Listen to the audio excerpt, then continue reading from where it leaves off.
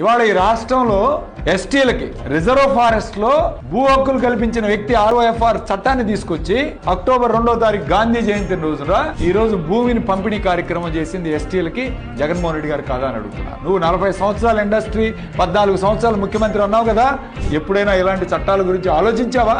ఇలాంటి పనులు ఎవరైనా పేదవాళ్ళకి చేసావా? దళితులకి ఎస్టీలకి చేసావా?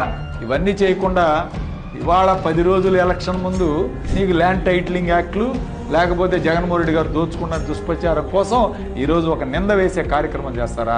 దుర్మార్గ పనులు చేసే కార్యక్రమం. ఈరోజు రీసర్వే చేస్తూ వాళ్ళ పేరు మీద డిజిటలైజేషన్ కూడా చేసి వాళ్ళకి హక్కులు కల్పించి వాళ్ళకి ఎక్కడ ఆ భూమిలో ఎవరున్నారు ఏంటి అని పర్ఫెక్ట్గా వాళ్ళకి డిజిటలైజేషన్ కూడా చేసి ఈ ప్రభుత్వం చేస్తుంది తప్ప అది కూడా ఆంధ్రప్రదేశ్ రాష్ట్రంలో సర్వే సంస్థలకు ఇవ్వలేదు. సర్వే ఇన్స్టిట్యూట్ ఆఫ్ ఇండియా వాళ్ళకి హక్కులు ఇచ్చాం రీసర్వే. ఇక్కడ నుంచి డ్రోన్స్ ద్వారా తీసి రీసర్వే అంతా కూడా అక్కడికి పంపిస్తే ఫోటోలు వాళ్ళు మ్యాపింగ్ చేసి ఇక్కడ పంపిస్తున్నారు. ఒక రిప్యూటెడ్ సంస్థ ప్రభుత్వ సంస్థకి హ్యాండ్ ఓవర్ చేశారు. ఇదేదో ఆషామాషిగా ఓ ప్రైవేట్ సంస్థకో లేకపోతే ఎవరికో ఇచ్చి చేయమని చెప్పలేదు మేము. కాబట్టి ప్రజలు అర్థం చేసుకోవాలి, ఇది కేవలం ఓట్ల కోసం జగన్మోహన్ రెడ్డి గారిని కించపరిచే విధంగా ఆయన క్యారెక్టర్ మీద దెబ్బకొట్టి ఓట్లు సంపాదించుకోవాలనే కుటిల రాజకీయ ప్రయత్నం చేస్తున్నాడు చంద్రబాబు నాయుడు.